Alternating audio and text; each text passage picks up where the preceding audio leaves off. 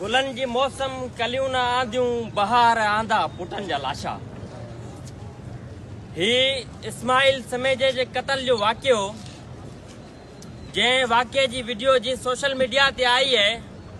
असीं जेके उमरकोट शहर जा जेके आम रहवासी आहियूं जिन जो ॿिनि कबीलनि सां वास्तो आहे, उमरकोट जा सोशल समाजी माण्हू आहियूं या उमरकोट जो जेको शागिर्द तबिको आहे, असीं उन वीडियो में उन गलो कपिल नौजवान शख्स के असीं ॾिसी कोन पिया सघूं। इहा उन वीडियो जे अंदरि उन जी हालत ते असांजा रूह कांडोरजी वञनि था, असांजा वार असांजे खमीसनि मां असांजे कपिड़नि मां ॿाहिरि निकिरनि पिया।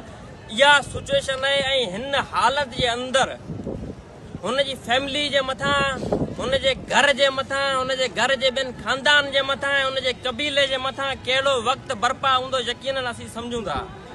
ही रुगो इस्माइल समेजे जो कत्ल कोन्हे को, ही उमरकोट शहर जे हर हिकु उन बाशऊर फर्द जो कत्ल है।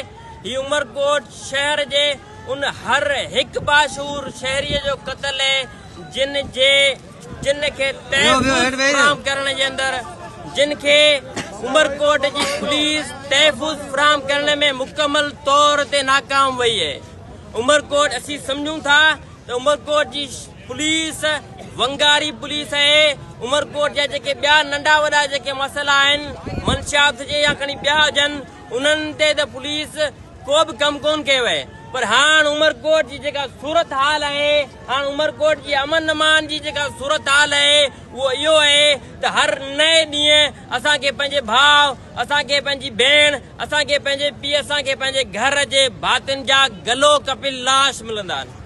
ऐं अहिड़ी सूरत हाल अॼु खां 15-20 साल पहिरीं कराची जी लियारी ऐं ॿियनि शहरनि में हूंदी हुई, जिथे MQM जी हुकूमत हुई ऐं दौर MQM जे अंदरि कॾहिं गला कपिल लाश मिलंदा हुआ त कॾहिं ॿोरी बंद लाश मिलंदा हुआ।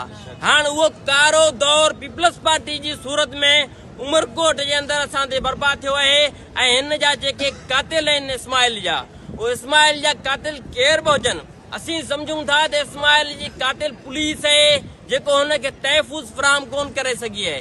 इस्माइल जा कातिल उमरकोट जा चूंडियल नुमाइंदा आहिनि जेके नुमाइंदा भत्ताखोरी में पूरा आहिनि, पर हू इस्माइल खे तहफ़्फ़ुज़ ॾेई कोन सघिया आहिनि। उमरकोट जे मोती चौक ते वाक़ियो थियो आहे, जेका 30 फुट जे फ़ासिले ते जेको आहे 15 जो हुननि जो सिस्टम आहे, हुननि जो 15 जो सेंटर आहे, जेको 15 5 मिंटनि ते हिकिड़ी नंढड़ी काल ते उमरकोट जे कंहिं बि इलाइक़े में हुनजा पुलिस वारा पहुची सघनि था। हुन जूं अहम टाइम ते मोबाइलूं केॾां वञनि थियूं, पुलिस जूं उमरकोट जूं मोबाइलूं, उमरकोट जे पुलिस जो अमलो हिन वक़्तु जेको आहे चापलूसी करण में पूरो आहे, बंगलनि ते नौकरियूं ॾियण में पूरो आहे, वंगार वेहण में पूरो आहे। हितां उमरकोट जो जेको अदो आहे, उमरकोट जो जेको अडो आहे, हितां खां अडो उते खजी थो वञे।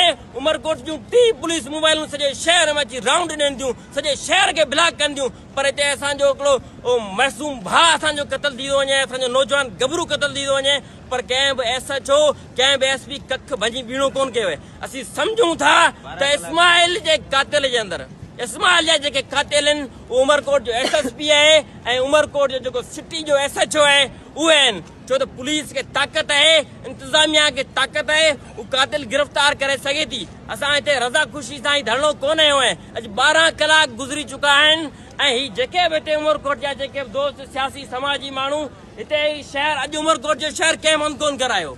अॼु उमरकोट जो शहर पाण मुरादो बंदि थियो आहे। पाण मुरादो बंदि इन करे थियो आहे त उमरकोट शहर जो अमन अमान जी सूरत हाल तबाह थी चुकी है।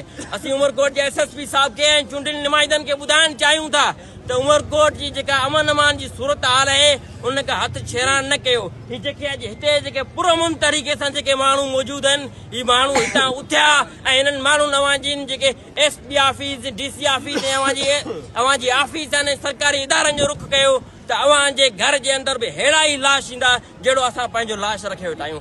असीं मुतालबो करियूं था त पुरअमन आहियूं, पुरअमन रहण ॾियो ऐं इस्माइल जो कातिल जल्द सां जल्द गिरफ़्तार कयो।